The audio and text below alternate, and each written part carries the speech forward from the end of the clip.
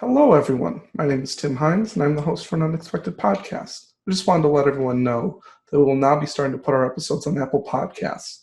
So if you would prefer to simply listen without saying anything, it's available to you. Please let us know in the comments section if listening to the duel is a little bit of a struggle, or if you prefer the duel be left out of the Apple Podcast version. Thank you for your support, and let's get into this week's episode. Hello, and welcome to an unexpected podcast. My name is Tim, and with me as always, we have Matt, Mick, Rainier, and Devin. On this week's episode, we're going to be going over a list from David Schuster, and then we're going to be talking about the top 5 hero models that are under 100 points. And then finally, we're going to move into a duel where we're doing a doubles duel, where Matt and Devin will be going up against Rainier and Mick in a 700-point battle. So we're going to go over the list first, so I'll bring it over to Rainier. So Rainier, what is this week's list? All right, so for today's episode, we have somebody by the name of David Schuster. He says he brought a lovely Harad horde for review, and boy, oh boy, is this lovely. Okay, so he's got 800 points. He's aligning a Serpent horde with the Coursers of Umbar, so that's right there. It's historical allies. He has 50 models, 3 warbands, 23 bows, 5 riders, and 7 points of might. So his first warband is Soledad with bow and horse. He's accompanied by 4 serpent riders, 9 warriors of Harad with bows and spears, and 5 Abrakan guard. The second warband is the Betrayer on Fell Beast. He's accompanied by 8 warriors of Harad with bow and spear, and 7 Abrakan guard. The last warband is Dalamir, and he's accompanied by 7 Corsairs of Umbar with shield, 2 Corsairs with shield and spear, and 5 Arbalesters. So to review this real quick, I think I like it a lot. I think a lot of us are going to like this. One thing right off the bat that I would make sure I would do is the 4 Serpent Riders. I would distribute them within the warbands of the Fell Beast and Soledad. This just gives both warbands a little more mobility, and 2 Serpent Riders in the Betrayer's warband will give him a little cover if he goes to do shenanigans, which are probably going to make him do on Fell Beast. My second point that I would say is you did not clarify who your general is or your leader. I would make it Dalmir. A couple reasons. One is he has 3 fate points compared to Soledad's 1 fate point, and he has an elven cloak, and he cannot be trapped whilst on foot, so he's very hard to kill. He also has heroic defense. And Soledad, that'll spring up Soledad for you to play a little more aggressively with him on horse, not fearing that he's going to get wounded and fail his 1 fate roll. But yeah, right off the bat, I really, really like it. I know Mick and I have talked a lot about lots of Abrakan guards, so I see a lot of the bodybuilders in your list. You're going to get a lot of killing power from that. Spam them, yeah. You should have brought actually just 48 models of just Abrakan guards. Well, or 24 with 24 balls. Yeah. No, but right off the bat, I like it. I like that you're not going under 50 models. So your force right now has what looks like a double threat with a horde, but many people forget that Dalmir is actually a pretty strong model to kill things as well. So in my opinion, you have a triple threat, 2 of them being mounted, 1 of them playing a really big threat. And yeah, I like your Betrayer. He's going to make your bows really, really big. From first look, I would have wanted to add more Abalisters, but now that I'm reading over it and looking at it, I like your inclusion of a lot of bows because that's going to get the most buck out of the Betrayer with his big special rule. But yeah, I'm going to save some for what other people have to say. But yeah, what do you guys think? Well, I just went onto YouTube under that video and I just gave it a second like. So I think you guys should do the same. Yeah, I agree with everything you said. This list is actually pretty fantastic and very terrifying if I were to see it across the table at 800 points. I mean, we talk about making sure your list has 3 threats. Technically, the horde aspect in and of itself is a threat. You basically have like 4 threats when you really factor it in. I would wonder, and this is just a curiosity of mine, if we should sprinkle in 2 in exchange for 2 Akraban Guard, 2 Watchers of Karna, in a sense for that. Just something that is able to charge a terrifying model if you need to, like without the heroes doing so. But I can understand the desire to have +1 to wound. So I don't think that's a problem. I'm just curious, but like Rainier has a lot more experience with Harad than me. Rainier, what do you think about having a few Watchers of Karna? Do you think that they're just not worth it? I would sprinkle in 2 at the least. Nothing more than 2, but two double hand Watchers of Karna, maybe 1 in each warband. And it is exactly what you said. You win a priority roll and you want to like stop a cave troll from doing something. The Watcher of Karna will most likely charge it without. But yeah, I'd add a couple. Okay, then so that was just one. In my list actually, because I brought a similar list to Nova last year, and I added, I believe, 2 Watchers of Karna, and it was the whole ally between Corsairs and Serpent. I went heavier on Corsairs than Serpent, and I still had two Karnas in my list, I believe. So I guess my thoughts on this. I mean, I do like this list. I generally play the Suladan Betrayer combination a little differently for a couple of reasons. The first is this list can fall victim in a shooting duel to range optimization, because the way it has to, when it wants to fight, it wants to have the Abrakan Guard in front supported by the warriors with bow and spear. And if you set up this way, at least initially, you can end up with a problem if you're playing a game like to the death, where you have, say you're playing against, a Rangers list or something like that. You end up in these odd range optimization games where somebody tries to position about 24 inches from your first line, so your second line of shooters can't shoot, and then your first line of Abrakan Guard goes down. So a different way to organize this that actually is a little more point efficient is, instead of the Abrakan Guard, you get the Serpent Warriors with spear. You don't need to give the spear to the second rank of warriors. The warriors with bows stand in the front rank. They've got the same defense as the Abrakan Guard. And the Serpent Guard stand behind them to give the fight for. And then your bows are in the front rank, and you can start playing range optimization games with guys that have bows in their second rank. You actually save a bunch of points. You lose the +1 to wound off the Abrakan Guard, but because the Serpent Guard have poison, they actually end up in a lot of situations getting a better result from the Betrayer because they're re-rolling 2 wounds, and it is a cheaper option. So that's one thing. And Devin, you're gonna say something there. Well, I just wanted to make 100% sure, especially, guys, imagine he'd probably watch this. I'm not 100% convinced that's how he's going to deploy.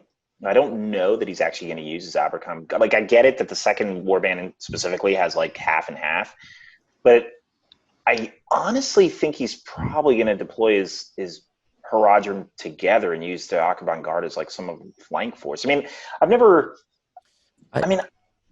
Rainier, have you seen that often deployed? Do you think that's how he's doing that? I'd agree with you. I mean, I think we've had a similar debate over this in our Haradrim list episode, but how I play it and how I would imagine him playing it, you and me have talked about this a lot, Devin. You play a list that are shooting like this with suppressing fire. You're not just going to castle in the back waiting for opponent. This list looks like a shooting army, but it actually is very aggressive if you want it to be. And you have the ability with 3 warbands with a fair amount of shooting in each one to play it like suppressing fire. You can have your Corsairs shoot 1 warband, move up 3 and shoot, 3 and shoot, 3 and shoot, 3 and shoot.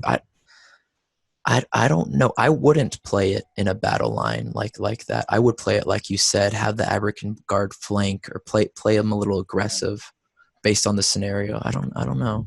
Even if I went against an Athelian Ranger list, I mean, I'm not 100% sure he'd stay in a shooting war with them, since he would know in combat he rips them apart. No, you play it. You play it aggressive. You play full aggro. Yeah, you heroic march probably with Suladan, have the Betrayer move someone in the way so they can't shoot as much, or get the Betrayer into a guy and just go ahead. I mean, yeah, I'm not seeing an Akraban guard in the front rank. So obviously, like, I mean, I guess he can clarify in the comments if that's how he would actually play, but I don't think he should. And honestly, I guess we agree with Matt that, Matt also doesn't agree he should play like that. So, but I just don't think that's what he's going to do. I think Matt's advice is still valid, though.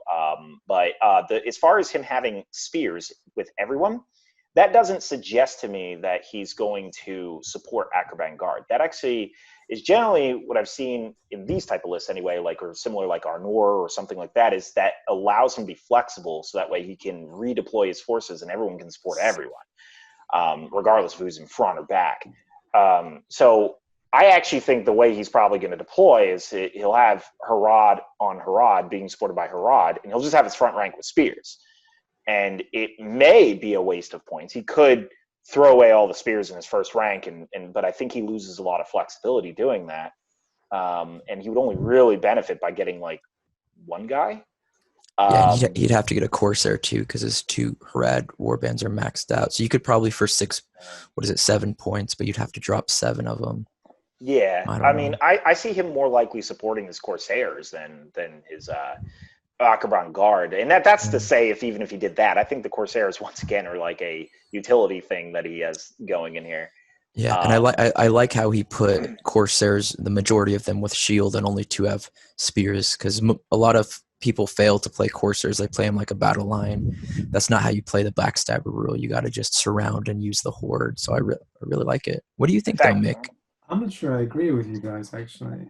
I'm just going to be controversial here. I would say I would put Abrakan Guard at the front and support them with Herald Warriors, because ultimately at 800 points you're not really facing Rangers, because Rangers tend to be like a 500-600 point army. At anything higher, they don't really have anything interesting going for them.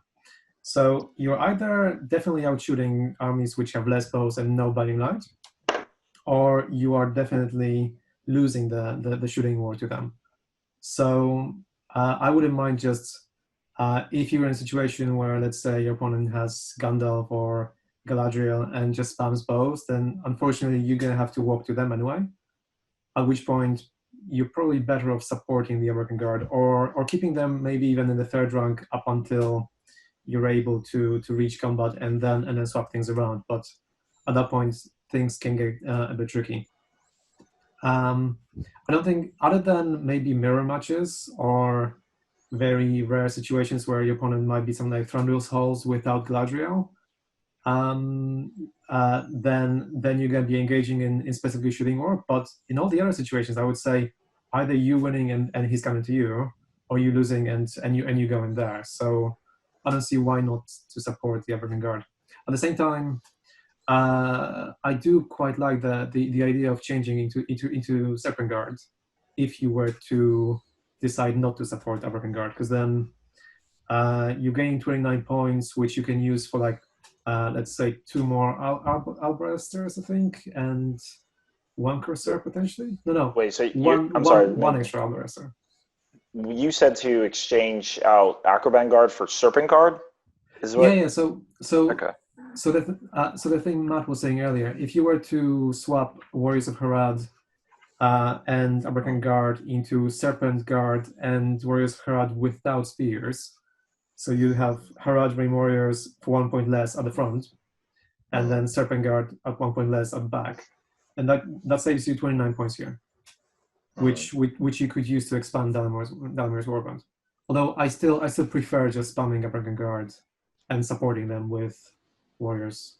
I see that, but I would try to optimize as many, and I always think Abalisters are better, but for this list, I think you get the most out of the Betrayer if you actually go heavier on bows. So the thought of the Betrayer, I mean, I understand why the Betrayer on Fellbeast is here, just to give kind of a different type of threat to this list. But I mean, I think it's worth pointing out that the Betrayer is probably one of the least useful wraiths to put on a Fellbeast, just because he's kind of the ultimate support wraith.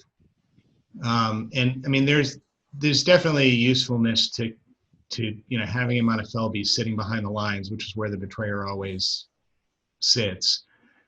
so that if he needs to come out and attack somebody or get a good hurl, he can.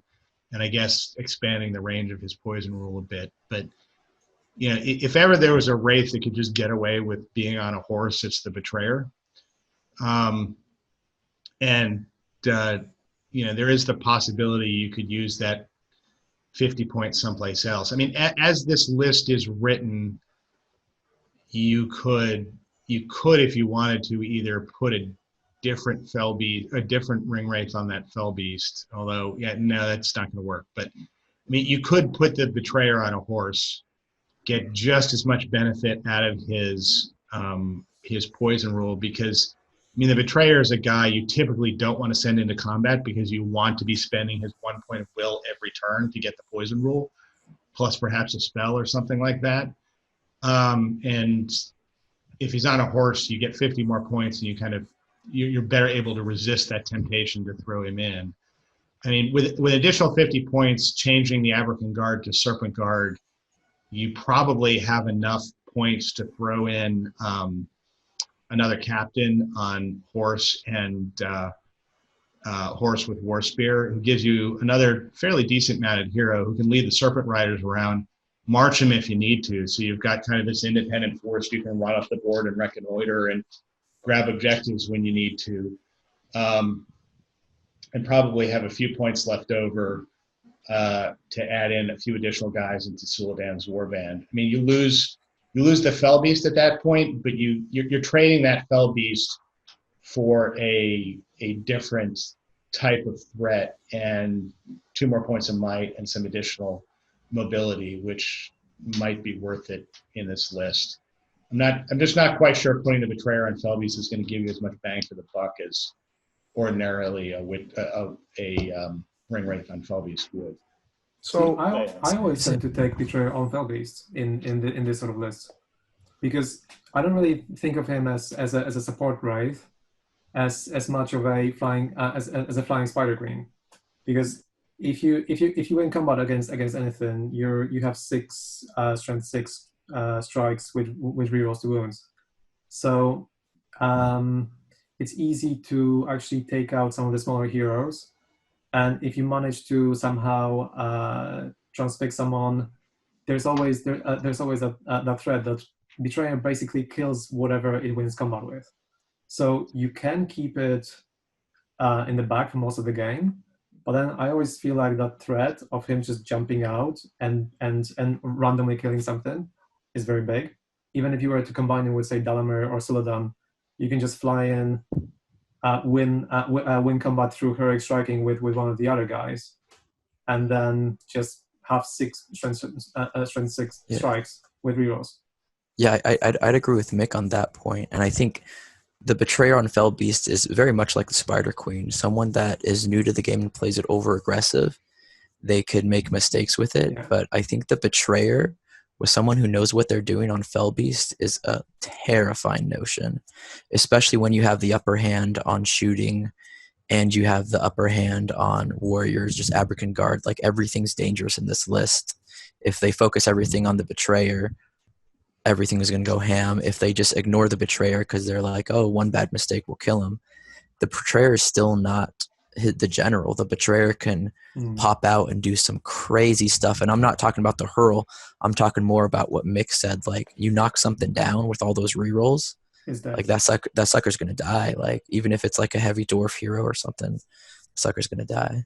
And something to keep in mind. I mean, I got to agree as well about keeping the Betrayer on Fell Beast. I mean, I think, he'll still have enough will to support the army. Generally, you're probably not going to fly him off to where he's not supporting with his aura, basically, that he can generate. But also, you can't stop his aura. Like, I'm not saying necessarily Matt was implying you could. I think he was saying don't overextend the Fell Beast, so you might have a temptation to do so. And I do agree that, he's fantastic on horse and on foot, but I like the Fell Beast in this list in the sense that, like, even if he flies ahead, and let's say for some reason you call her in combat and you intend to fly back, but you lose combat, even the next turn, even if someone calls a heroic move, you can still fire off your aura. They can't stop it. It works in the priority phase. So there's that aura will activate every single turn regardless. So I think, even if you try to extend it out a little bit, as long as you don't go way too far beyond the lines, I don't think you lose that support role. Yeah, if you have him casting spells going into combat and using his aura, he's going to die pretty fast with a lack of will. But with his casting values, I really don't see you casting more than like 2 spells a game. I think his role is very specifically a spider queen whom buffs your army, a flying spider queen whom buffs your army. So I also still feel, go ahead, Tim. Well, I'll be honest with you, and every time I've ever played, I'm actually massively in favor of what Matt's opinion is. The problem with the Betrayer is, I know what you were saying, because I get based on this list that, he's another hitting hero, and he has that ability to do damage like the rerolls. But the problem that you notice with the Betrayer when he's on Fell Beast is, it's like Matt says, you're using him for your army to be able to reroll. So if you're moving him around the map going for heroes, then he kind of becomes, that aura becomes much smaller, so it doesn't affect nearly as many troops because he's not in range of his troops as much. And then also you have, think about this in terms of, let's say, basic math, right? So let's say he uses his ability 5 times to buff his troops, and then he uses 2 will to cast spells, and he uses another 2 will to resist spells, and then he uses another 5 to get into combat. Well, there's all 14, and you've only have 2 will. I think what a lot of people forget is you have to be able to resist spells with the Betrayer. And so if he's in combat, people are going to try to stop him. And if you only have 2 will or so to try to resist, then it's just not enough will for what he's trying to do, which is cast a couple spells, resist the spells when he's in combat. He then has to buff his troops, and then he has to try and get in combat as well. I don't think there's enough will for him to be able to do all those things. And even if you wanted to keep him away from casting, it's still only 4 will to resist dies if you're going into combat 5 times and buffing your troops 5 times. I find there's not enough will. I agree with that, but I'm also in the camp of, which I think this is why this list is so powerful, is you're not going to need all that from him in this list. It still has Soladin, it still has Dalmir, it still has a butt ton of Abrakan Guard and Abalisters and Serpent Riders who can do the flanking and actually kill stuff pretty easily if they win a fight. Like, holy smoke, there's 4 Lance reroll to wound dice right there, and there's even all the bow fire. So I totally get what you and Matt say, and I agree with it too to an extent. But I think in this list, like him on Fell Beast, there's a lot more pluses than there are minuses. Well, okay, what he can do. Let me ask you this: 800 points, right? More than likely, there's, and I'm not saying in every game you come up against this can be the case. You're probably going to find a wizard in a good chunk of lists. And then also, how many times would you say you're putting the Betrayer in combat at 800 points? And how many times at 800 points are you going to be putting him into combat with a hero that he can actually win a fight and against? Then even if he goes against a hero, he can't strike, so he can't win the fight purely. Right. So he's going to need will to immobilize them. So there's will right there. And then you're getting a will taken off for It's a lot of – people don't consider the fact that he doesn't have strike. He uses a lot of will that he still has to resist other people. So let's say you charge Aragorn, right? You try. Let's say you get an immobilize off by some luck, right? And he's immobilized. Well, then Gandalf is going to use his to try and mobilize you, let's say, or any kind of big hero, and it just becomes almost impossible for you to work things. And let's say they immobilize you, then he charges a couple troops into you, and then you're trapped, and then all he has to do is get that lucky kill, and then you've overstepped your boundaries with him. Like, it's a lot of will to resist, cast spells, use your ability, and then also get into. I mean, it's a lot of will. And I think he's better used to support, cast spells, buff your troops, and then if he has to resist a couple dies, then that's fine. But ultimately, you have that, let's say he buffs his troops 7 turns instead of 5, and then he casts spells 4 times, and then he has 3 will to resist, or 2 will to resist, and you have 5 will to cast. I think he's much more of a support hero than he's a fighting hero. But I understand, based on this list, how it'd be good to have a hitting hero in a film. I just don't. I think I agree with Matt. I think he's one of those heroes where he's just better suited off on horse. And if you took him on horse, you'd have 40 points left over because him on horse is 130, and then him on Felbeast is 170. So there's 40 points. You have four slots left. You have 4 slots left in Dalamir's Warband, about 10 points a model almost. So then you have 54 models as well. So I actually like the arguments you made there. Actually, you're probably right. At 800 points, there's going to be a lot of threats. I mean, just a simple compel is not something you want when you fly. So he'll have to resist it. You're probably going to be dealing with Galadriel, Lady of Light, and other stuff like that. So you also don't want to cast Compel with the Betrayer because you only cast it on a 5. No. I mean, compel against the Betrayer. Oh, I see. Yeah, because he flies now. Right. So basically, okay. So if I were to say to David that you should take him off Felbeast, if I were to say that, I think I agree much more with Matt's judgment on what you should do with those 40 points than with just adding 4 Corsairs. I think a captain on horse or something. But can you get a captain on horse for 40 points? Or probably not. Not a captain. You can also, if you do that, you can also drop the Abrakan Guard to so you could do that. Guard. You could drop That's 12 points. And then you could drop a whole bunch of the spears from the warriors, which is going to get you, I think, the rest. I think if you dropped 1 Serpent Rider and dropped a couple spears, then you could get exactly what Matt was referring to, which is a captain. You definitely don't want to drop more than 2 choices. So I think, just drop some spears and such, and then get a captain, preferably on a horse. But if you can't get him on a horse, then we all know that Corsair captains are fantastic as well. Fight 5, and they're quite hard hitting. So I mean, basically, I think that would be your option if you did that. And you were worried about the Betrayer on Felbeast being way too much of a target. And I can understand the fear behind that because I'm not sure that Suladan and Dalamir are worth firing too many spells at. Because if you see the Felbeast and you see Suladan, you see Dalamir in the field. More than likely, Dalamir, and you found out that Dalamir is the general, let's say, then Suladan's going to have free reign to attack, but you're not really as concerned about Suladan as you are about the Felbeast. So then you're going to try to get the Felbeast out of the game, not only because he can do a lot of damage, but because he has the ability to buff the troops to reroll to win. So he's like your number 1 target. So if he's on horse, then there's not a ton you can do about it. If he's on Felbeast and he's attacking people, then he's like the number 1 target to get off the field, and you're almost letting him exit the game early. Sure, the Betrayer's not awful on horse. I just think, I don't know, like I get it, like the Felbeast is a Swiss Army knife with the Betrayer, and I get that you don't want to pull out the knife version of the Swiss Army knife and try to like fight someone with a Bowie knife, but just the idea of him being a Swiss Army knife, he can play late game, mid game, beginning game on the Felbeast. You can't even play defensively if you come up against Aragorn or something. You just play defensively. Wait till Aragorn has 1 might left at the end of the game. You have 2 will left on the Betrayer. Just throw him in. Let's see. Okay, I want to get the use out of him. If you roll bad, you're dead. If I roll bad, I'm dead. But who really cares about that? But let's say like you did what you're saying and you left him to the late game. Is it worth keeping those 40 points for the late game when you? I would actually kind of yes. Sometimes you might find this list.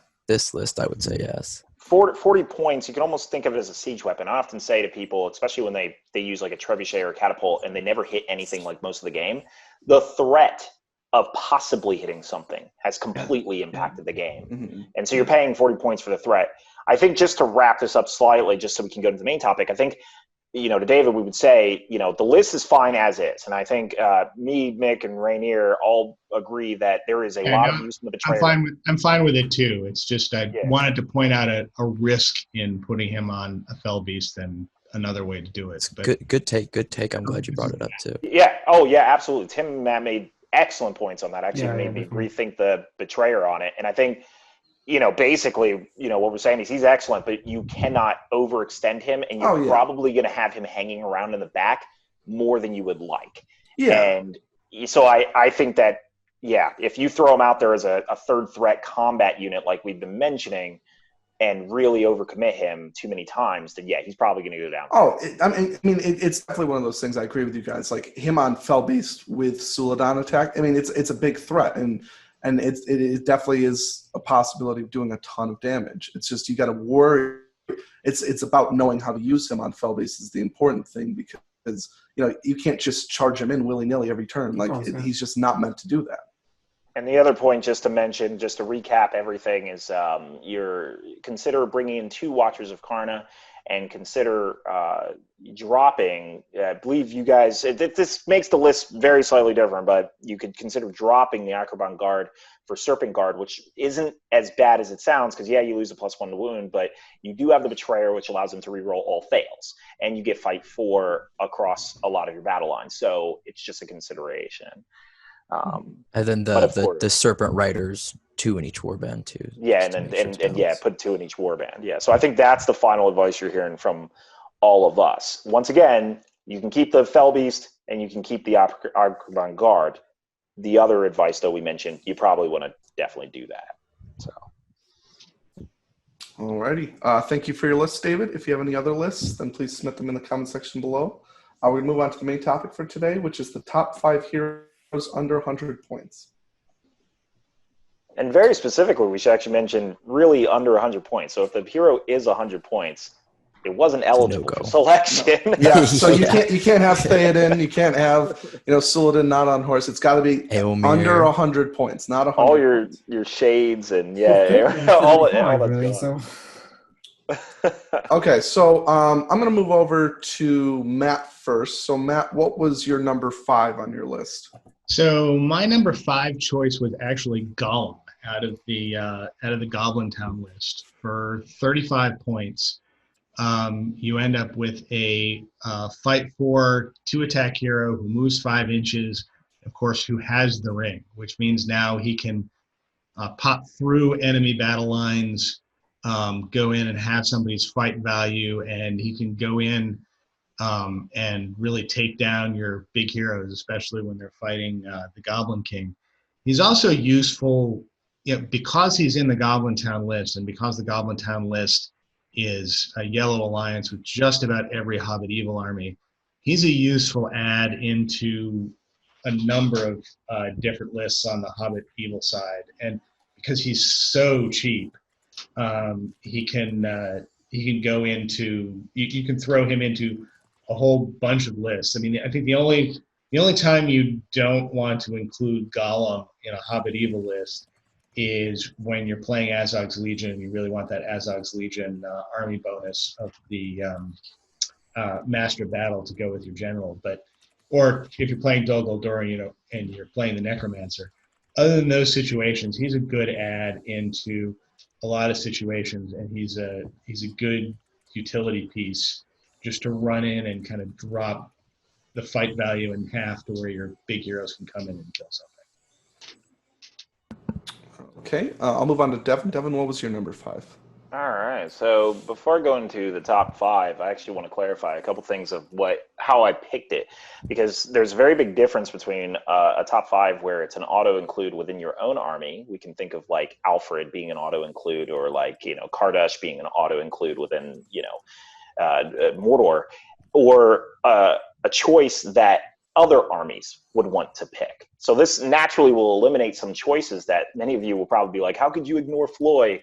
Well, since he can't really get outside of his own faction, that's the reason I didn't pick him. So these are choices where I considered cost effectiveness, supporting your army. Do they lead? I think that is a very important note, is whether they lead and whether they can ally or not. So, for example, Gollum, which was just selected by Matt, I wouldn't pick necessarily because you can't ally him unless you're bringing in the Goblin King and a lot of other choices. Though I do agree the Gollum is one of the most points-effective heroes in the game. So going into my reasoning for my top 5, my top 5 was going to be Kardash because, once again, I think he's a fantastic choice, but allying him around doesn't really make sense. So I'm actually going to select Guritz for the same role. So Guritz I really like because for a very, very cheap cost, you get 3 points of might, heroic march, a solid hitting hero, but most importantly, unlike Madril, Guritz affects every army he's slotted into. if you really read it, there's actually a word inconsistency. And this is probably an oversight, but Madril says he gets +1 to your reinforcement rolls within your army list, which is very specific to Gondor. But he doesn't say your army list, he says your army for your entire army. So basically, he's allowed to affect everybody. So that's why I selected Guritz. I think he is a fantastic utility hero that almost any army can just add in as long as you're a convenient or ally or historical, and he affects the whole army even if you're not playing Maelstrom or Recon. Then he adds the Heroic March, a solid hero, and he can lead 12 troops. Okay, I'll go into Mick next. Mick, what was your number 5? So I also have Guritz in number 5. I just wanted to point out that just to add to Devon, obviously in independent, in convenient allies, you can't just drop him in. You're gonna have to bring something else in. But he's ultimately so cheap. Like, I was generally looking at number 5 being the sort of the combination of all the cheap orc heroes from Mordor, especially things like Grishna, Gorbag, and Guritz, and like all of the others in that category. But ultimately, I would be ranking them within, let's say, Guritz first because of his utility, followed by, let's say, the ones that have Strike and the ones that have March, and then everyone else don't even bother taking. So I would still put Guritz as my number 5 within top 5, but very, very closely followed by all the other orc heroes. Okay, and Rainier, what's your number 5? Yeah, to piggyback on what Devin said on why he chose mine, I chose mine basically just for the most bang for the buck.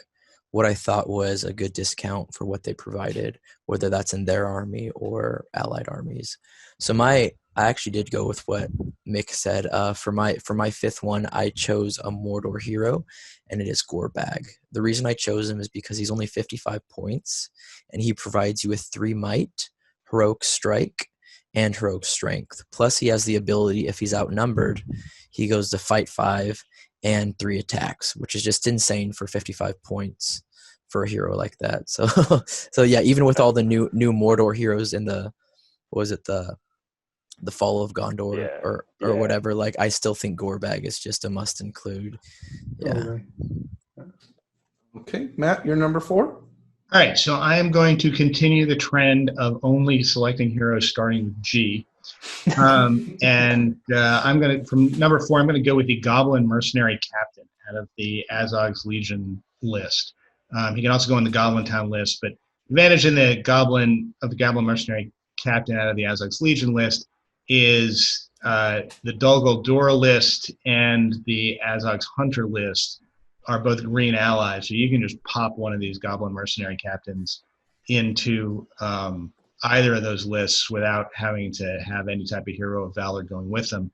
Of course, the Goblin Mercenary Captain's stats are almost entirely irrelevant, and except for the fact that he comes with 2 might. But the reason why you take him is the Mercenary Ambush special rule, which allows the Goblin Mercenary Captain and a whole bunch of really cheap Goblin mercenaries to pop into existence from turn 2 onwards, either on a side of the board or out of a terrain piece, which very often can end up being a game-winning play.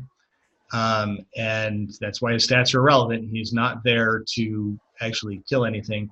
He's there to put figures in places where the other side can't deal with them, either on objectives to either capture them or grab them and start moving them off, into the enemy's camp, popping out of a terrain piece near the edge of the board on reconnoiter. And there are a whole bunch of scenarios that this guy just on his own for 50 points can just win for you. So that's why he's here. Okay. Devin, you're number 4. All right. So my next choice is a fan favorite. So I will have to clarify this. Yeah. So Mick was correct that Guritz can only, he has to have someone else when you ally him into a convenient ally. But luckily, Mordor has 2 historical allies, which I kind of factored into my decision, similar to what Matt just did. So here's another choice that, once again, I'm factoring in the number of allies, maybe historicals and such, but he's still often picked, and a lot of people try to get him in there if possible, is Círdan. So this was a tough choice for me because of how difficult it is to kind of get him in, with the fact that you do need to bring another expensive Rivendell hero. But if you're a convenient ally. But I mean, honestly, even within faction or without faction, I mean, this guy's, I clearly don't have to mention too much about why I picked him. He's the ultimate support hero of the game and instantly makes any army you're playing just, I don't know, twice as good. So. Okay. Mick, you're number 4. Number 4, we have the Witch King for 95 points with 3 might, 10 will, and 2 fate. Of course. And not on a horse. obviously, if it was like 105 or less, I would also give him a horse. But it's 99 or less, so I'm not gonna give him a horse.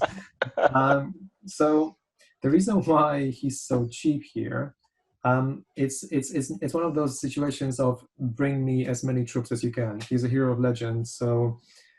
There's a very small sort of warband tax on him. So he's just there just to bring 18 troops to then go into an army with another hero of legend, which ideally would be Suladan in a situation like this. So he basically allows you to spam a lot of troops, still bring 3 might, still have a strike, and still be a great casting character who will be supporting whatever else you're bringing to the table. He's sort of, in this configuration, he's only ideal in like a Witch King Suladan situation of 500 points or less. But at any higher points, if you're bringing any other legends, then he's just there to just spam as much as you can.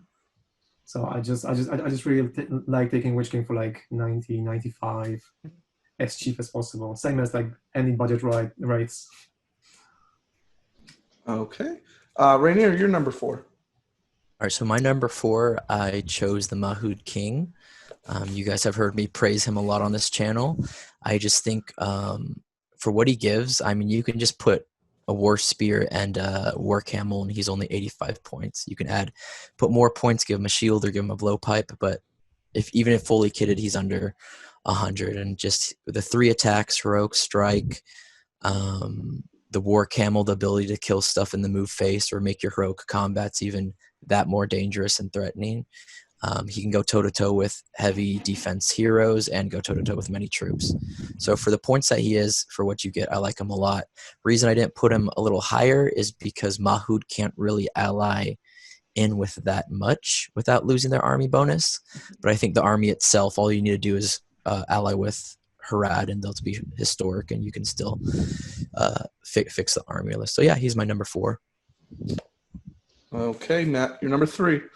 All right, so my number 3, I'm going to stay true to the only selecting heroes whose names start with T. And I'm going with Gloin the Dwarf, Champion of Erebor, who for 90 points has an absolutely amazing stat line. He's Fight 6, Strength 4, Defense 8, 3 attacks, 2 wounds, Courage 6, 3 might, 1 will, 1 fate. He also has a 2-handed axe, and he has the Weapon Master special rule, which means he's effectively burly, so he can use that to get a free +1 to wound. And he has the Warrior Born special rule that allows him to reroll 1s. So if he wins a fight, he's going to be killing stuff. If you want, you can. If he's in the same army as Thorin, he gets Sworn Protector. Although with Courage 6, that's not that big a deal. He's probably not going to be failing any courage tests anyway. Because he's in the Champion of Erebor list, they're Green Alliance with the Survivors of Laketown and Thranduil's Halls. And if you need a guy to bring in a warband of 12 Iron Hills dwarves into one of those lists just to give you your solid front line, he's the guy to do it. At 90 points, he is a terrifying hero to have to go up against. He's also got his heroic strike, by the way. So he's definitely a frontline hero. And you can bring a bunch of dwarves into either of those 2 army lists with Gloin, really create a solid, scary front line for your elves to fight behind or your Survivors of Laketown to fight behind. Alrighty, Dev, number 3. I'm not going to lie. That was a fantastic pick. I actually considered other dwarven heroes, but they were all like 100 points, and I totally missed over Gloin. hero fortitude as well. So, all right. Well, That's 90 points you can spend right there. yeah, like it's kind of one of those revealing moments where I'm like, wait, what? He has Weapon Master? Like, all right, because I only know him from his Thorns Company side. But all right, so basically, for my third choice, this one was a little bit of a weirdly tough choice between. This is going to sound weird, but Denethor and Boromir from the Fellowship. I almost chose him. I know. I'm all right. So this is going to sound really bizarre, but I basically feel like I want to give it to. It's still really tough for me, but I might have to say Denethor, but it's tough. See, Boromir at under 100 points is denied his horse, and he's denied his shield. If you give him a shield, it becomes 100. So, for the purposes of what we're discussing here today, I'll probably end up giving it to Denethor, but keep in mind, though, if he can get his horse and his shield, I still will give it to Boromir. It's a really, really tough choice for me, but Denethor, yeah, sure, his disadvantage becomes a leader, but for 35 points, he's leading 15 men. He can bolster the ranks of anybody, leading Gondorians, which are really, honestly, they're solid troops. They're you can get a lot of options within there. He's a hero of valor, so he can pretty much be brought anywhere, including convenient allies. As far as the weaknesses of him being the general, honestly, we have seen in past tournaments him being used, even in the old edition, him being used as the general intentionally, even though you really didn't have to. And he hasn't been a problem. There's only one matchup where it might be an issue, but otherwise you stick him in the woods and it's hard to compel him out of areas if you can really assassinate him. Otherwise, though, he can be actually a pretty effective killer as long as he's going against like troops and basic stuff. Obviously not against a hero. So I will admit I was a little torn between them. Normally probably would have picked Boromir over him, but just for the sheer fact of leading 15 troops easily allied around and all for 35 points, yeah, I'll just pick the father. Okay. Mick, you're number 3? That would be Legolas from Thranduil's Halls list. He is 95, and the biggest thing that's going for him is that the list itself is either convenient or historical allies with every single other army. So with Legolas being a hero of valor, you can literally drop him in anywhere you want, and you can bring elves alongside him anywhere you want. And Legolas himself, with his special rules of auto hitting, is capable of doing some serious damage, either taking out horses or sometimes just taking out random ringers and fell beasts or killing off a spider queen, virtually doing anything you want. So just a combination of 3 might strike, his special rule, and the fact that if you want 15 elves to be supporting your ranks, you can just have them. That makes Legolas really, really good in my opinion. Okay. Matt, Rainier, you're number 3. For my number 3, I debated between a few, but I decided to stick to the Candish Chieftain on Chariot. So at 85 points, you get just a basic Fight 5, what looks like a Fight 5 hero. The kicker is he's on a chariot. We've discussed this in previous episodes, but just the rampage you can do with heroic march, heroic move, or even heroic combat with a chariot is just phenomenal. Oh gosh, like I played with one of my buddies. I played against Goblin Town with him, and it was beautiful. So I'm a victim of this. Yes. Also, it's fight value 5, and Rainier often plays him at fight value 4, and yet he's so good. Yeah, he still picks him even at fight 4. Yes, flex. No, but yeah, the fight 5. But what a lot of people also forget is he's strength 4 with an axe, and he has a bow too, of course. But the one-handed axe is a big deal because if you knock something down and you're rolling 6 dice with strength 5, that's pretty scary, to be honest. So yeah, he's at my number 3. Okay. Matt, you're number 2? Okay, so I guess before I reveal my number 2, I guess I say on Legolas. I mean, obviously, Legolas is one of the most important figures in the game. The only reason I didn't kind of include him on my list is because he's either going to be 100 points if you take him out of the Fellowship list, or you're probably going to take it, if you're taking him out of the Thranduil's Hall list, you're going to take him with War Gear that takes him over 100 points. So that's kind of why I set him aside instead of trying to cram him in there. So my number 2 is Kardush the Firecaller, and I think he is it. So if you're taking an evil list, you're very often taking a Ring Wraith, and then if you're taking a Ring Wraith, or even if you're not, you're just taking a horde of orcs. You want Kardush as kind of like the bully's little friend to follow the Ring Wraith around, and he is a hero of fortitude, so you can take him. You can take him with 12 orcs. Obviously, in the Mordor list, it doesn't matter. He just follows the Ring Wraith around, and he's a caster on his own right. He can grab up those orcs, kill them, use them for will for his Heart of Darkness special rule, and keep firing off flame bursts, which is a great spell that I'm going to double check here, but I believe, yeah. So this is one where you just fire off strength 6 hits at folks if they go off, and I believe it affects both the horse and the guy. So it's a good way to knock heroes off of horses. So Kardush lurks behind the lines, waits for the enemy mounted hero to come in and charge a couple of orcs, and then he fires off his flame burst. And the other guy's got to spend will to resist it because he doesn't want to get knocked off of his horse. And then the Ring Wraith comes in and fires the Transfix right afterwards to suck it up. And of course, he could be used to refuel the Ring Wraith with the Shadow Pawn special rule, where you can sacrifice him to give D6 will back to the Ring Wraith in the end game, which is useful. And yeah, I mean, if you're going to ally him into other lists, lists other than Mordor, the Easterlings, and the Serpent Horde, you are going to need to take a bigger hero to go with him, maybe another Ring Wraith, another named Ring Wraith at least.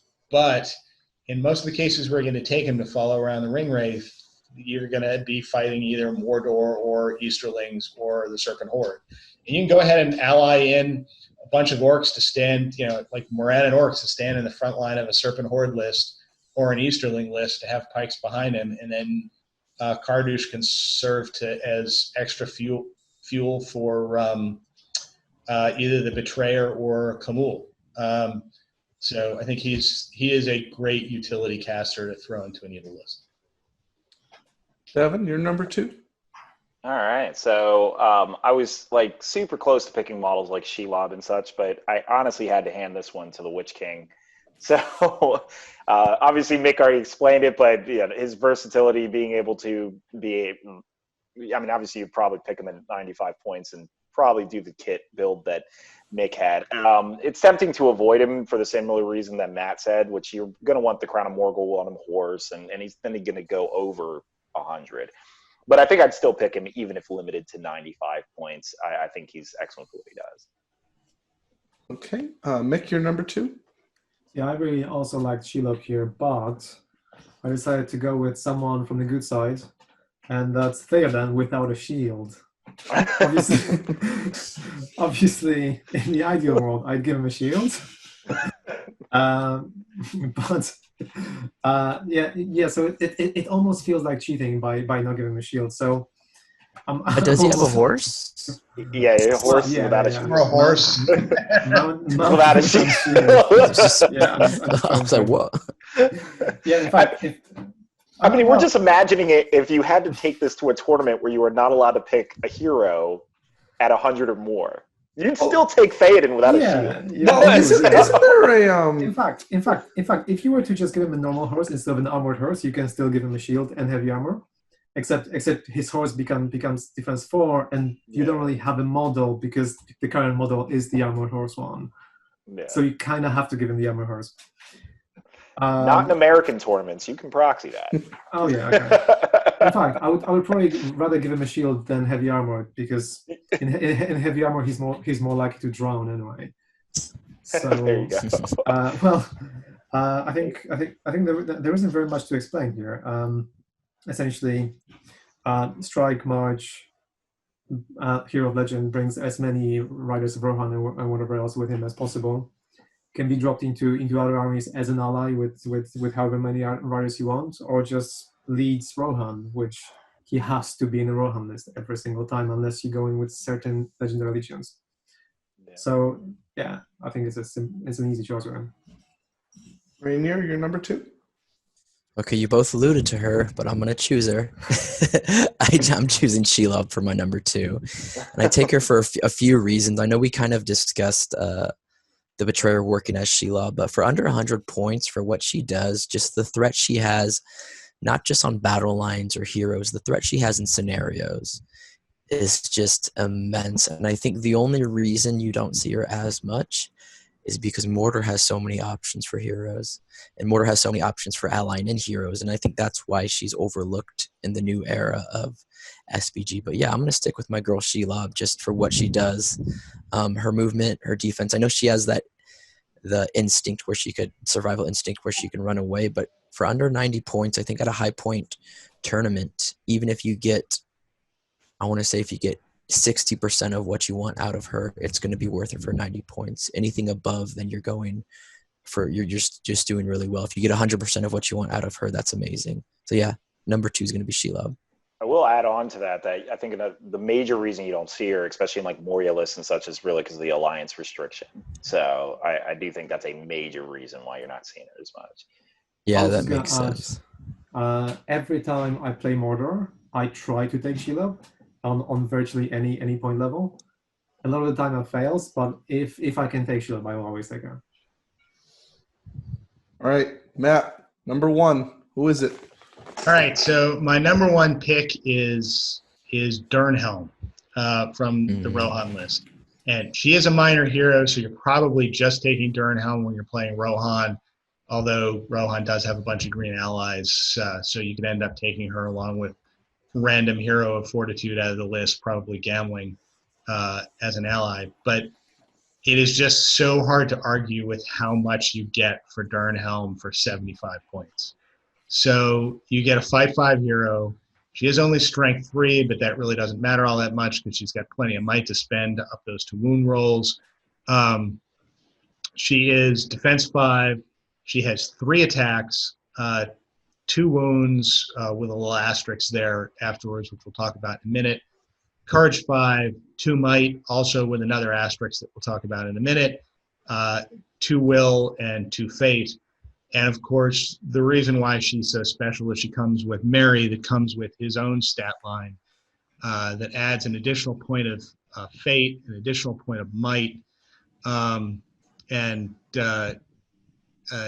When you use those 2 together, you end up with a heroic striking hero that when she rides around next to Gamling, you can spend a point of might off of Merry's stat line and immediately get it back after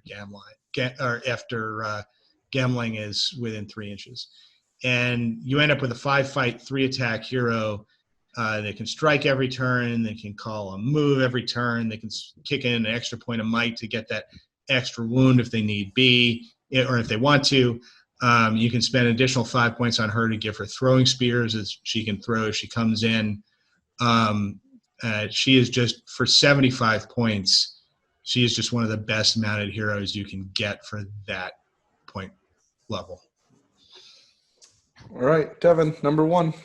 All right, so this was a little bit difficult to actually pick for me. I think I actually ended up going with Legolas as number 1, and I think I still would pick him as 95.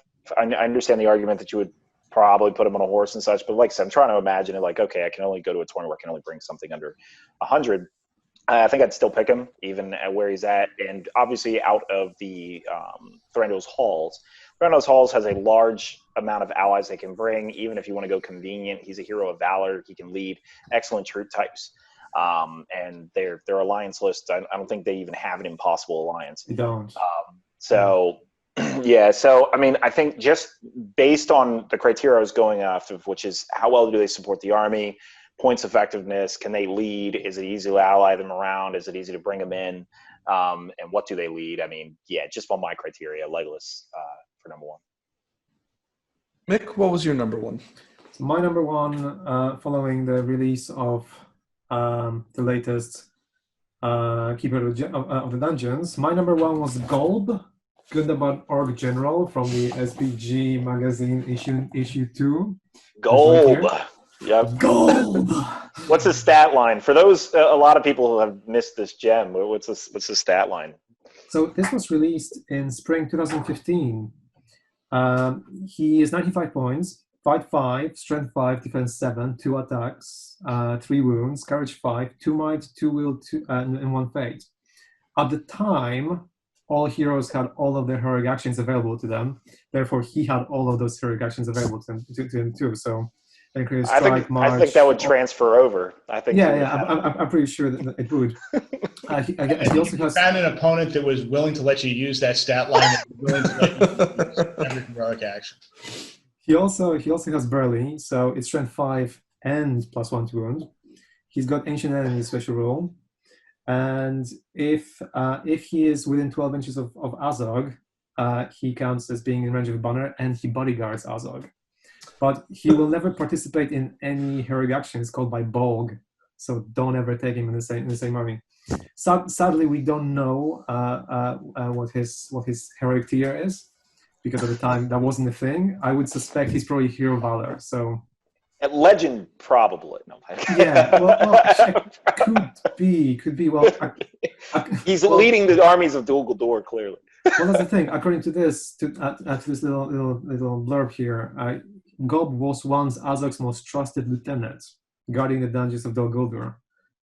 However, Bolg has recently usurped Golb as Azog's second in command, fueling a bitter hatred between Bolg and Golb. So he could be Valor, he could be Legend. We don't know. It would be good to ask whoever made these rules. However, and a new model came out for him recently too. Exactly, yeah. Like he's getting updated with models, so maybe there's a new edition coming out. I think he's going to get a journey book just for him, a whole full journey book. Sure, yeah. Oh, a journey. Yes. However, on a more serious note, I would rank Huron the Tall as my number one under 100 points model. He costs 80 or 90 on a horse. Sits there with 3 might and just like a normal hero Gondor stat line with fight 5 and strike. He gets +1 to wounds, and then in combination with Argon LSR, he ends up rolling up to 5 dice to win combat when he's charging a horse, because he not only would be benefiting from Argon's banner, but also from his own reroll if Argon is nearby. So he's one of those things where if you have certain other pieces in your army, then Huron just becomes another massive piece who just runs in and kills as much as possible. At the same time, if your general dies, then you can just start running away with Huron and still have your general and not give away points. So you can actually play far more liberally than you would normally be allowed to play. So whether you take him with Aragorn or with like any other heroes, he's always going to be good at just chopping through things and then just being a great support general for when your general inevitably hits the thing. All right, Rainier. Last one. What's your number one? All right, mine, I don't know if he deserves to be the top one of my list, but I'm just going with my biases, guys. I chose Dalamir, the Fleet Master of Umbar. For 90 points, you get what's basically equivalent to Sharon with 1 extra might. The kicker is, of course, he has smoke bombs, heroic strike, heroic defense, and the main thing is at 90 points, you get a hero of legend. So for Corsairs of Umbar, that's good on 2 scales. 1, you can hoard out a ton of Corsairs, and 2, you can ally him into a lot of lists and make him actually your general. So I love playing him as my general for a few reasons. 1, he has 3 Fate and Elven Cloak, plus heroic defense. And yeah, 2, if you come up against an army that doesn't have heavy-hitting heroes, he can actually go ham and kill quite a lot of stuff. So you can play him 2 ways, and I think he provides your army with a whole bunch of tools for just basically for his points. You get a lot of bang for the buck. So yeah, he's going to be my top one. That, and I just love him. So. All right. Those are our top 5. If you have any top 5s of yourself, please leave this in the comment section below. We're going to move into the duel, where we're going to do things a little bit different today. So for anybody new to the duel, basically it's where we ask 2 people on the podcast to make a list around 3 random scenarios. But we decided to change things up a little bit today. We're going to do a doubles based on the new double scenarios that came out.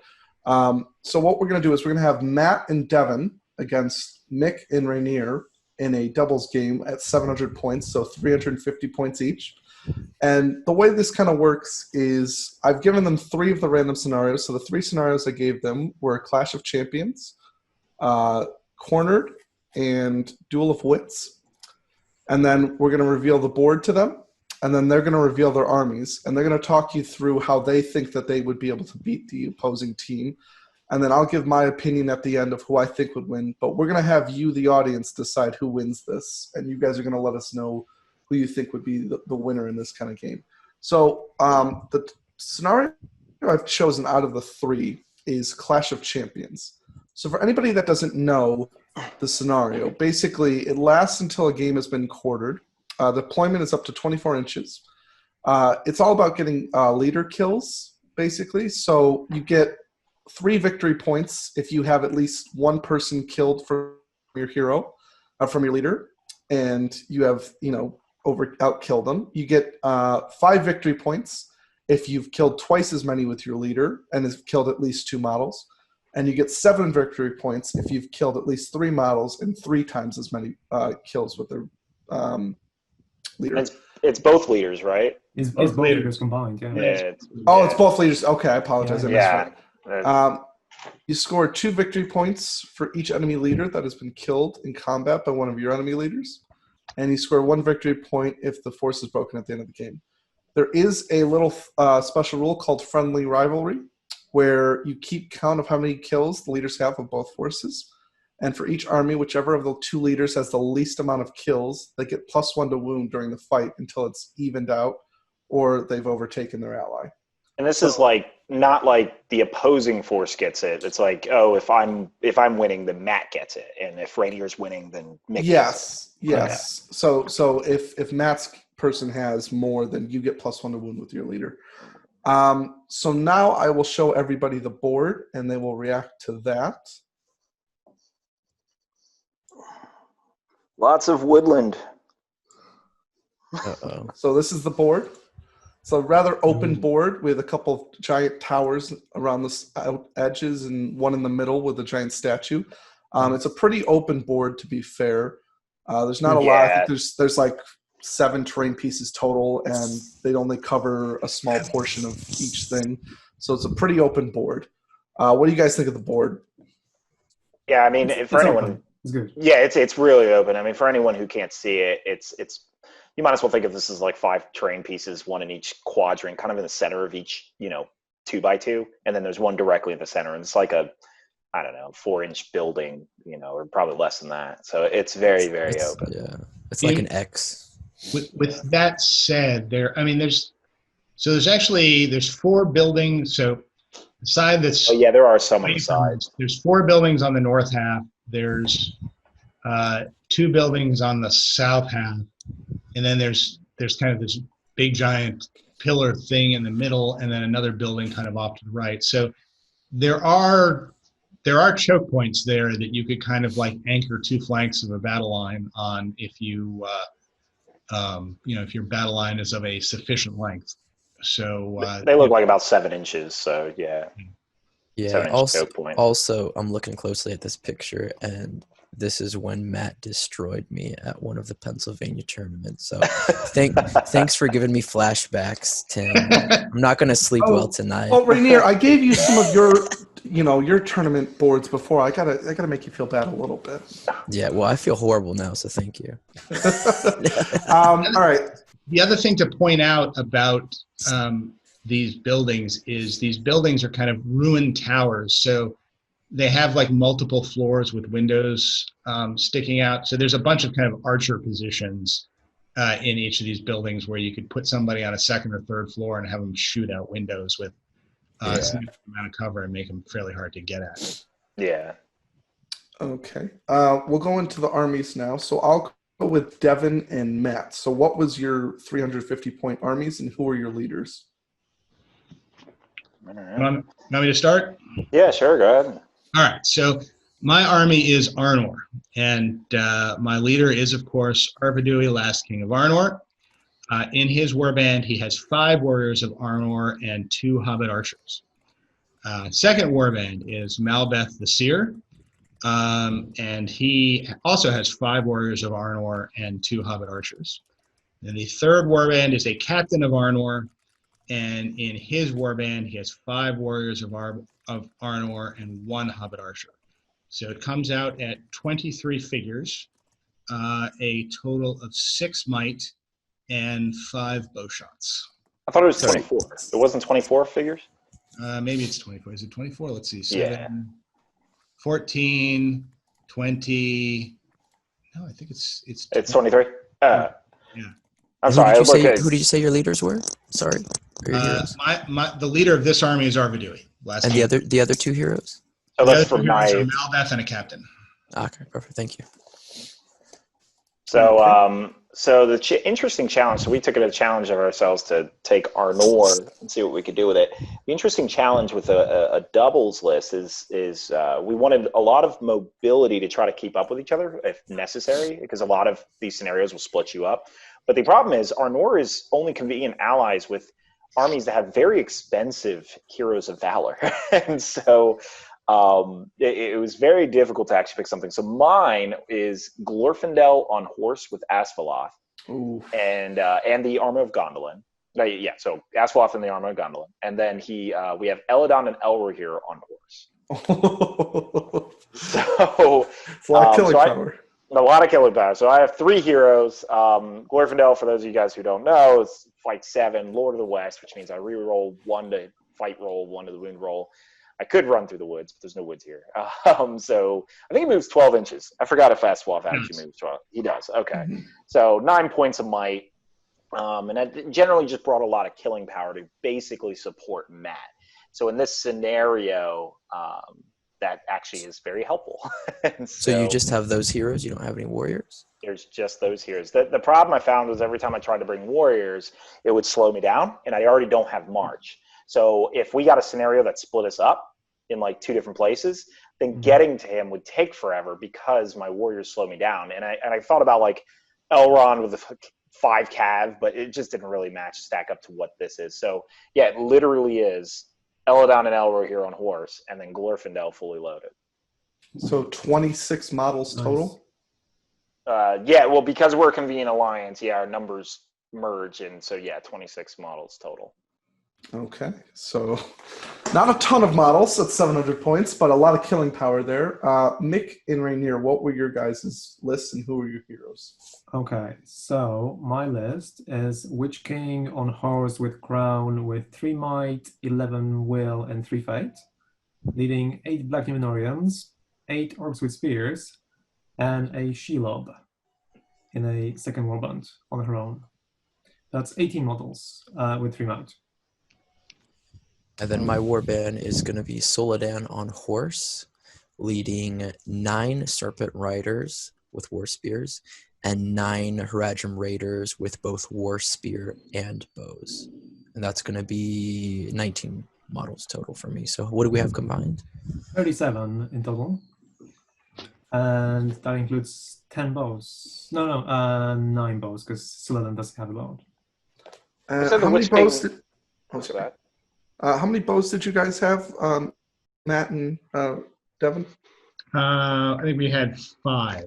So 5 versus 10? Yeah, actually, Eladon and Elrohir have bows, or no? Devin, did you buy the bows? No. There's no bows on them now. All right. Okay, so 5v10. And you guys have what, 11 more models total? We have 37, so we have 11 more. Okay, 11 more total. And then how many might do you guys have? We have 6. 6 might. You said 310, right? Like we're 312. 311, 3. 311. And you have the crown, I know. With the crown and a horse, yeah. And then we have 19 mounted, and you could add Shelob because she's basically mounted, so about 20. And Rainier, you did the half Haradrim raiders with bow and war spear thing, right? Yeah, half of them have war spear and bow, and then the other half are the fight for serpent riders. Gotcha. With war spear. Okay. Okay. So I'll roll to see who deploys first. Can I just check before we begin? Since this is doubles rules, the scenario states that the game ends when one force has been quartered. Since this is doubles rules, does that imply each one of our forces? So, for example, if I was to be quartered by bots at the same They're time, treated as separate. When we did the doubles at Nova, we had Rob Alderman, the head of the Middle Earth team. When they unveiled it at Nova, that was how he said it was. You actually combine the four. If I remember correctly, Matt. The rules up on the things specifically state that you count them together, so you break as one force. breaking, yes. Yeah, even the quartering though. So like the only time it actually is separate is if you do impossible alliances. Yeah. Okay. So the force is Team A and Team B, the way it's defined. One thing we do need to do is we do need to roll to see who is Team A, who is Team B, because that specifies order of deployment in this scenario. Team A must deploy first, followed by Team B. All right. And Mick and Rainier are Team A. No. That's not how that works. It's got to be either Mick is Team A and Rainier is Team B, or Mick is. Oh, I see Team what B you're saying. Oh, okay. Okay, gotcha. Well, to be fair, in this scenario, there isn't. It really doesn't matter too much of a deployment issue, because we have our half of the board, you have your half of the board. Well, what it matters for, and let me just double check to make sure I'm reading this. So, I'm sorry, it's primary force, secondary force. So, whoever is the primary force must deploy first. From what basically it starts off with one. Whoever wins the choice of board roll has to deploy their primary force first in its entirety, and then the other side has to deploy its primary force in its entirety. Then first team has to deploy its secondary force in its entirety. So that's the only point where it matters here, whose primary force and whose secondary force is. It determines the order of deployment. You don't get to choose. Okay. So we'll have Rainier and Mick deploy first. So the primary force is who? What do you think, Mick? I'm not sure it really matters, because I think we should just be deploying back and shooting them as much as we can, and then. You must be a mind reader, because that's exactly what I think. The 5 Hobbit bows are not gonna win the shootout here. Yeah. Which side do you want? It's pretty open anyway. Which side do you want? We'll do maybe the side on the bottom. Yeah, let's do that one. Yeah, bottom side. Okay, so I guess I'll deploy first. I'm gonna deploy in the back. Yeah, probably something like 13 inches away from the center of the board or something like that. Yeah, that's exactly what I'm gonna do. Just outside of Asphalth's range of charging. Yeah, but I'm also gonna deploy my archers a little further back just in case he does charge to get. So I can move my serpent riders again inches away so he can't charge the next turn, but I'll also be able to move my bows 6 inches back so they can shoot and be out of range. So that's where I'm gonna deploy. Probably around where the ruler is, a little further back maybe. Okay. I think you guys, I mean, so what's important to note here is, I mean, how far from the center line are you guys actually deployed? Like you're the main part of your force? At least 13 inches. At least 13 inches. Okay. Potentially a bit further back. So obviously it makes the most sense for me and Matt to move forward. We are obviously not equipped to win the shooting war here. And luckily Matt has 2 heroic marches available to him. But I think realistically in this type of scenario, you would try to mitigate the amount of shooting that actually comes in by deploying off to one side. Matt, do you agree with that? So it depends. I mean, where are you actually deploying, Rainier? Are you deploying in the center 13 inches back? Or are you deploying on one side 13 inches back? How are you doing it? So obviously there's a lot of complications with this one versus previous episodes where you actually have to rely off an opponent. It's actually kind of reminiscent of where you have like 2 people thinking about it. We'll say the center. Yeah, I think so. You're in the center. So I think And I'm going to be a couple inches further than 13. I'm going to say I'm going to be 15 back. Just to be safe. yeah. All right. So let's see. So Because Asphalas has a 12-inch range, so I'm going to be two extra. Who's I don't the want us to primary get- force and who's the secondary? Oh, who's the primary force and the secondary force on our side? Well, so just so we can be clear about this, because I mean, this is kind of a fantasy thing, and obviously we're not going to play out the match. For those of you who are new to this, I don't want to get stuck on deployment too much. I just really want to talk about it. Like, I get that deployment is obviously the most crucial part of the game, but what we pretty much have established here is that they are 13 inches from the center line, and we're going to be moving toward them. I think the only thing is, usually in that type of scenario, if you want to try to mitigate the shooting, from my experience, I would generally kind of go off from one side and then march up, especially when you have a smaller force. Matt, is that in your experience how you would counter that type of play, or does it just simply allow them to move and shoot away and simply turn the board as they're moving away? So so this is where it kind of depends on deployment, and it depends on where Mick puts his battle line. So depending on where Mick puts his battle line, I could see doing either of those two things, which is why I want to know where Mick puts his battle line before we put our second one. I would probably be putting my battle line potentially even behind Rainier's to give him enough of a space to run around, shoot, still stay safely, whilst myself being able to flexibly move and run or. But you also got to wait to put it to see like where they put theirs first. Yeah. But that's what we're probably thinking.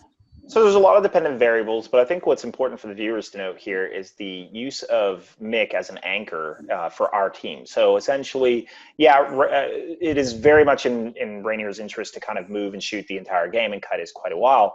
However, because we could just slaughter Mick if he doesn't support him, he will be anchored by him a little bit. So we would have to use the heroic marches to kind of apply pressure pretty quickly, likely possibly coming in from the center to avoid a lot of flanking shenanigans, but that can really depend. Rainier really has so much mobility that he can kind of maneuver around us, no matter how we approach their army. So I think realistically, how many shots are we expecting to take coming in is probably 2 rounds of shooting before we get too close to Mick where they have to engage. Rainier, is your intent to pretty much surround and flank us as we come in? Is that like how you would pretty much address that? Like if we just smacked head on at Mick? If you smacked head on, I would, of course, Mick's probably, I don't know what you think, Mick, but he'd probably move back to maximize even more shooting. I would stay out of combat as long as possible. Just shoot, just so we can take out the horse from Glorfindel at least. Glorfindel, Eladan, Elro here. I mean, just 2 rounds, which I think we can actually extend it to 3. Just 2 rounds is 18 poison shots right there. But I'm sure you, Mick, would want to move all the way in the back.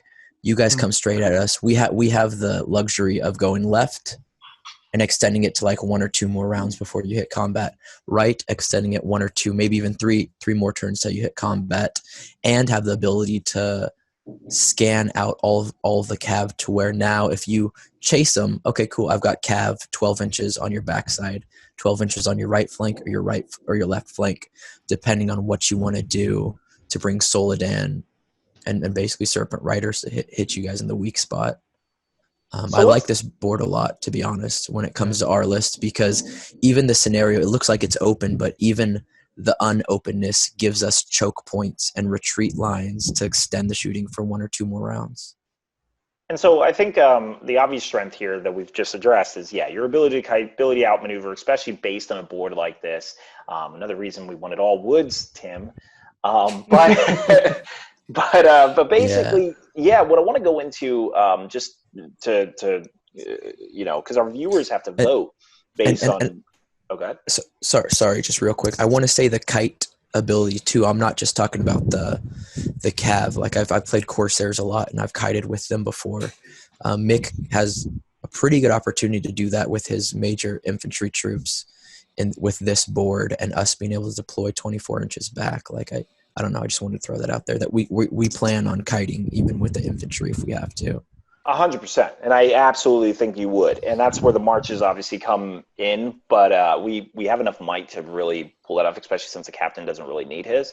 So realistically, this comes down to 2 rounds of shooting. How much damage is that going to do against a Defense 6 army, especially with only poison bows without the Betrayer? I would think he'd get a Defense reasonable... 6 army with 5 up face saves.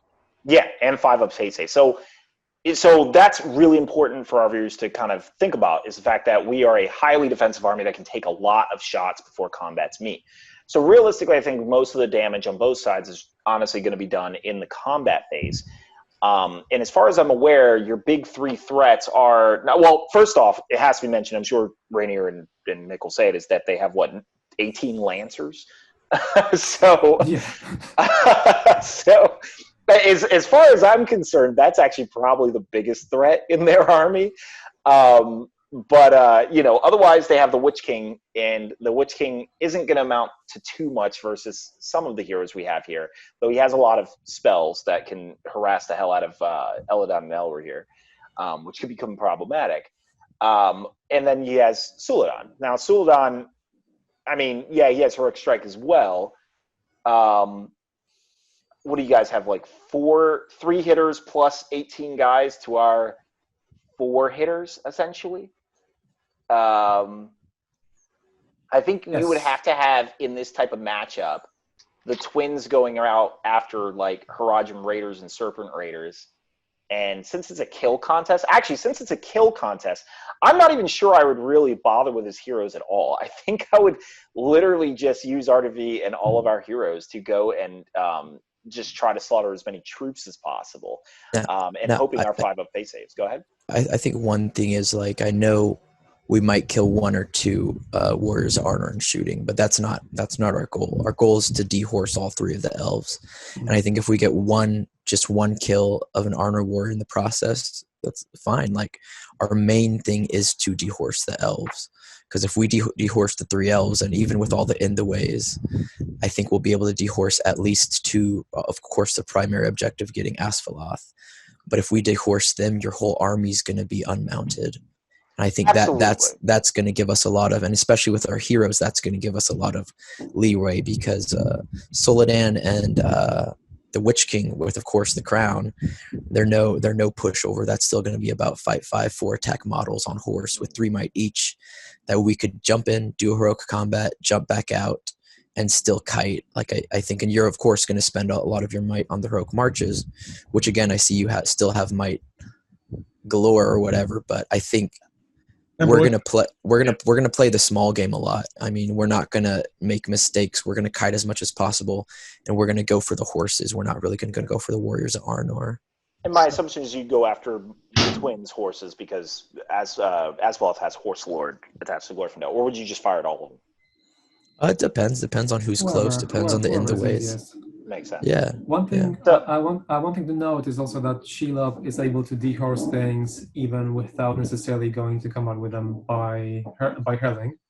And the other thing is, we do have a random transfix whilst having a fight 7 Shelob around, who, if she's near Soladan, she gets the banner reroll as well. So she's quite good at winning combats against virtually anything that's lower fight. So there's always a threat of Shelob just randomly hopping onto one of the twins, which happen to be transfixed, at which point, if one of the twins dies, then the other one will follow too. So really, I wouldn't necessarily be too worried about the twins. I'm more worried about Glorfindel.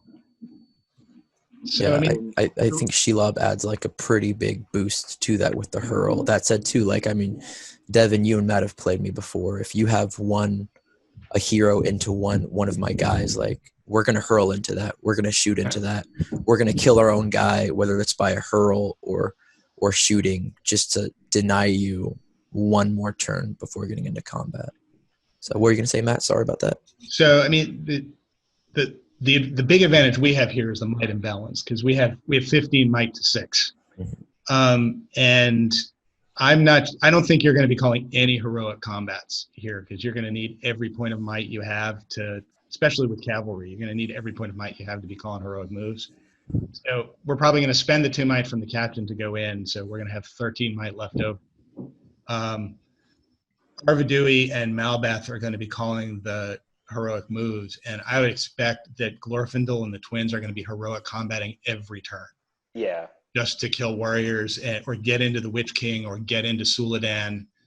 So I'm not sure I would actually go after their heroes, considering it's a kill contest. Well, I mean, you might. So the time you would want to go into Suladan and the Witch King, because we have 1 fight 7 and 2 fight 6 heroes, each of which can pretty much heroic combat whenever they want to. And if they get into a situation where the Witch King is like fighting random Arnor spearmen or something like that, and Glorfindel can get into random Serpent Rider and call heroic combat, the Witch King then is like, oh my God, do I call that? Do I spend one of my might points to call the heroic strike? Or am I going to go down to Glorfindel coming in behind me and trapping me? And that's I think the real problem is they have to be very careful about where they put the Witch King and Suladan because they're both fight 5. With our guys having enough might to heroic combat, then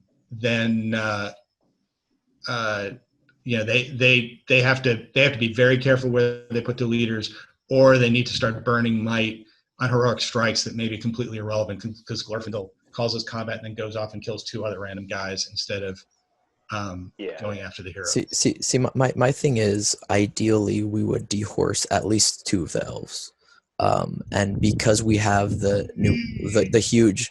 That's a really tall order considering no heroic accuracy, and we'd be blocking him behind the entire. Yeah, there'd be at least 3 in the ways. I mean, I guess, but even not to mention if you're kiting, you're getting movement penalties. Yeah, you're getting movement penalties to hit as well because you can't. Because we have the cavalry, we're not gonna give you a chance to, for example, come into combat with us unless you're gonna throw one of the heroes by themselves. Yeah, but remember, so we're always gonna move 9 inches a turn, Rainier. So every turn we're gonna be close enough where if you don't move back and take that penalty, we're gonna jump you the next turn. Because we can also call heroic moves every turn if we want to. We've got that. Yeah, that's a good point. And like for you guys too, like I wouldn't be afraid to move my guys over 5 inches to where they don't shoot if it risks not getting into combat the next turn. I'd rather save them and save the initial clash. Some might points if it means that we move well. If I'm moving 6 and you're moving 10, but they wasted might point on trying to chase us, then sure, so be it. And I mean, Soledad has heroic march too, and that extends for the whole army. So I mean, we could heroic march even mix guys 9 inches away. I could heroic march my cav 15 inches away.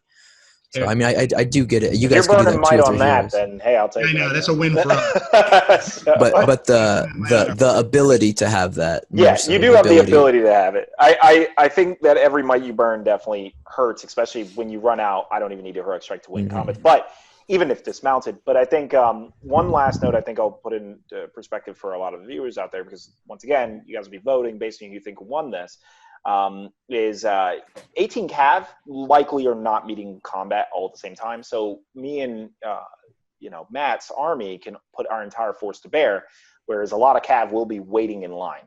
Now that depends. If we're in the middle of the board, probably very few of them, but it depends on how things meet up. There are some choke points on the sides where things might get cutted to that point, but just an interesting note that I wanted to point out. So realistically, it looks like this is really a debate depending on how long they can kite and continue to shoot. Do they actually dehorse Eladon Nelwar here? And I say them specifically because, Glorfindel is Horse Lord. Once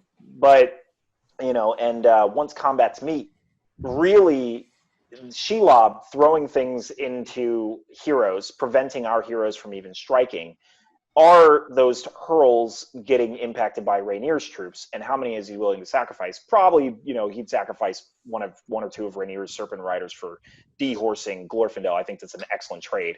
So, I think that would be a factor. I do think the Witch King, firing spells in, could impact. Luckily, I do have the armor of Gondlin, but Mick has a lot of targets that he can go for that could cause issues. So, I definitely can see a lot of arguments for both sides here.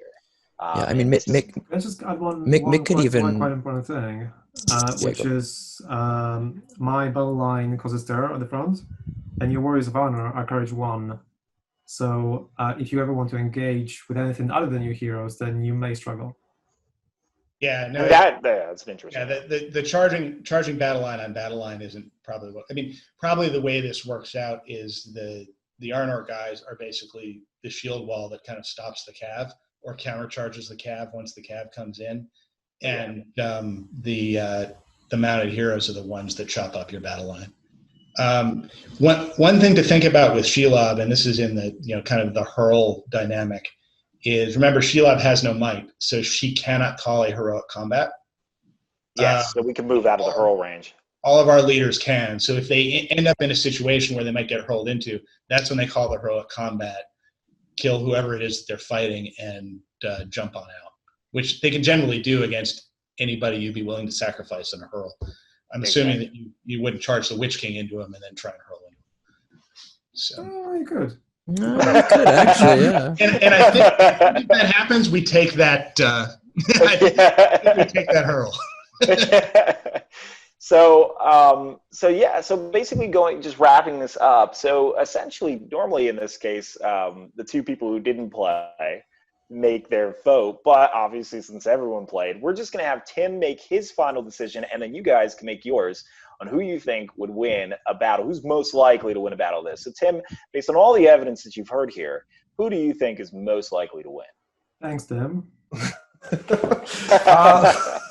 So, Tim, I might say you're looking very dashing today. Thank you so much. I appreciate that. I mean, the camera is just doing wonders to you.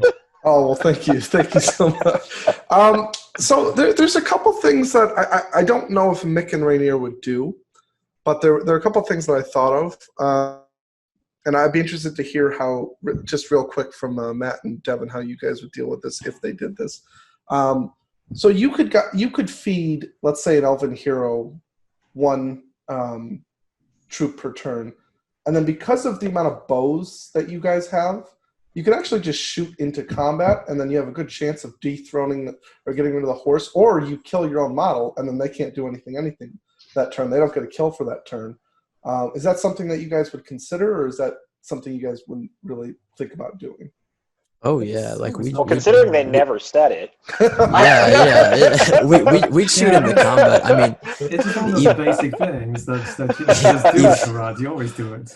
Even shooting into combat, like it's twofold. You want to either kill your own guy, which is actually pretty easy to do, or dehorse your opponent. And even if you dehorse the opponent, he has to roll a 6 on the Throne Rider chart to even strike in the thing.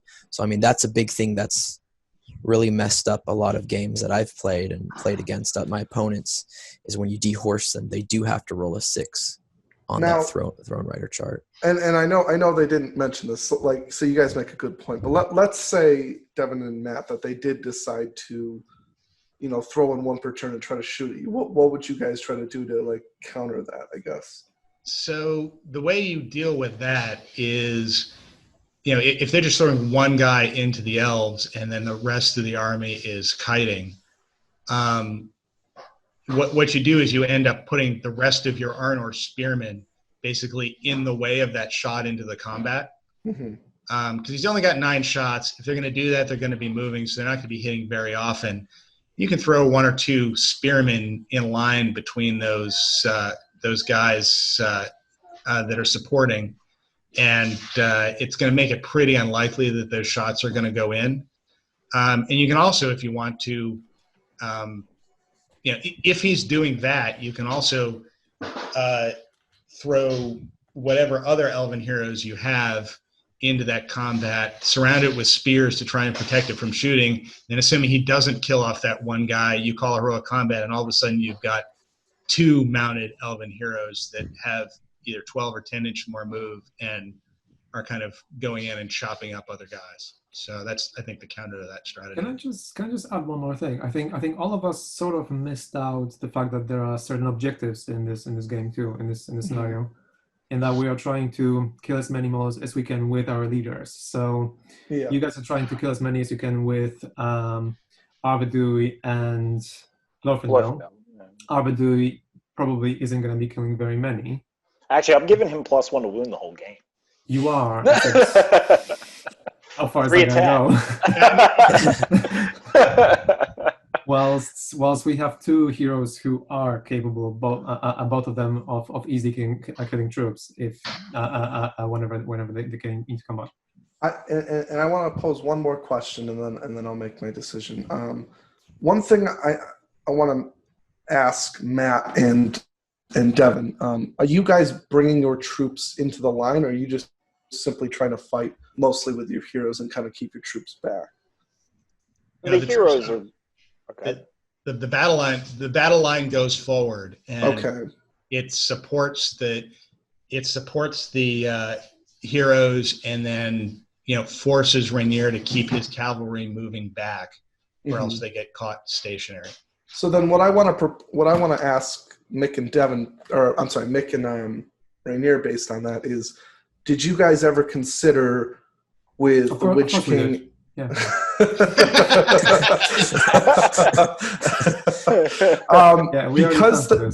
Yep.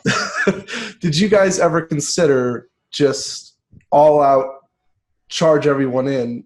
They only need 14 miles to break, and then you got to get down to. Have you ever thought of bringing the Witch King and Suladan, getting a bunch of heroic combats off, getting as many kills as possible, and ending the game so quickly that they can't really counter as quickly with that? We did, but we would like to shoot. No, I know, but I'm saying once the lines hit. Oh, I see what you're talking about. So once you hit the lines, maybe you've killed 2 or 3 from shooting. And we could consider you just that. end the game so quickly that they can't really get enough kills to make up for that. The game ends at 25%, so they're sitting on 26 models, I think.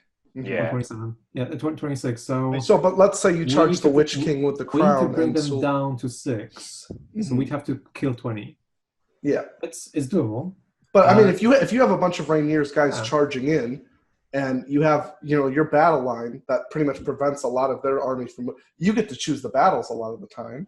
So then you could kill, let's say, 10 guys from the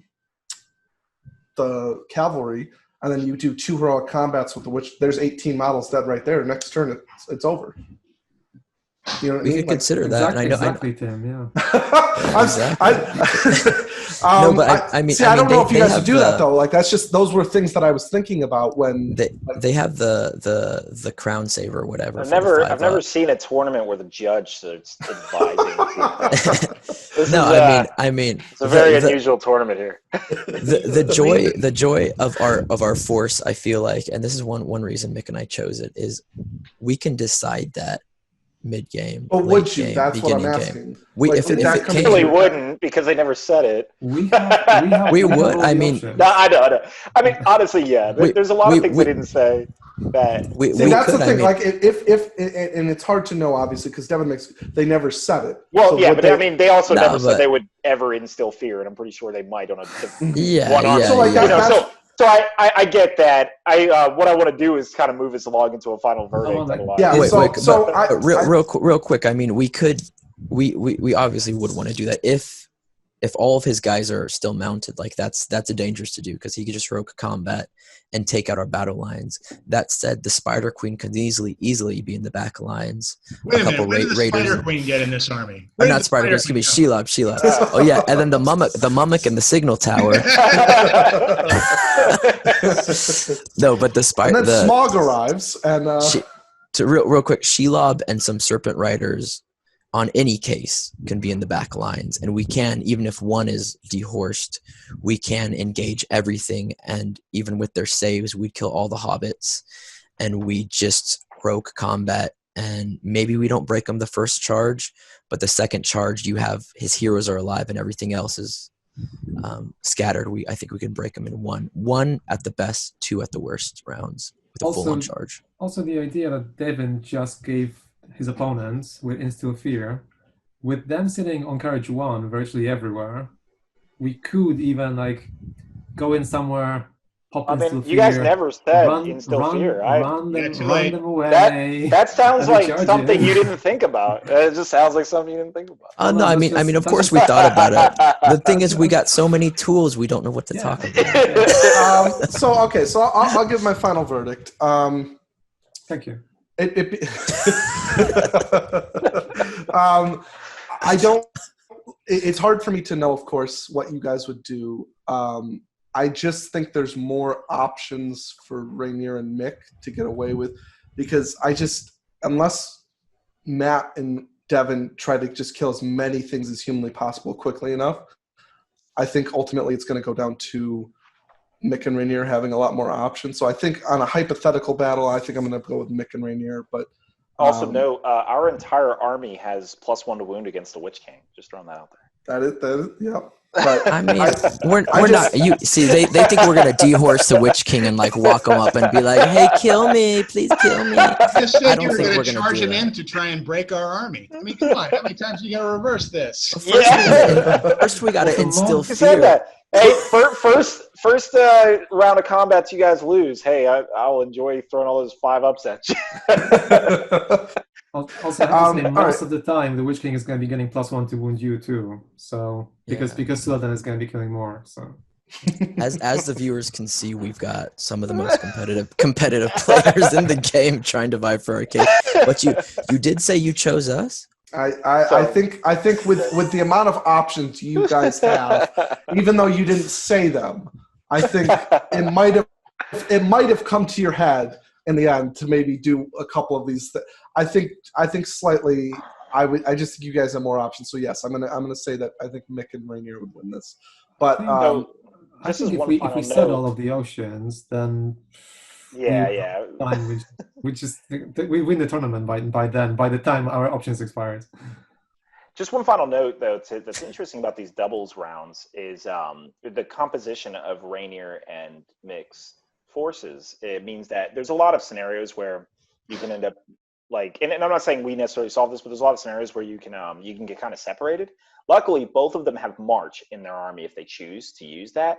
But if you do get separated in a lot of these scenarios, I saw at Nova doubles, a lot of armies got crushed because the cavalry contingent got forced in the front, and then the reinforcements for the infantry contingent that got maelstrommed all over the place or something. And based on the way who the primary team is and who not, having it where you're not mobile on both sides can definitely cause some issues. But like I said, they don't really have that problem too much because you do have March. But just something interesting. But yeah, other than that, I guess that wraps this episode up. All right. Thank you for tuning into this week. Let us know in the comment section below if you think that Rainier and Mick would win this, or if you think that Devin and Matt would win this. If you have anything that you're interested in listening to about us speaking, please leave that as well. And any lists you may have for us to review, please leave those as well. We hope you have a good week, and we'll see you next week.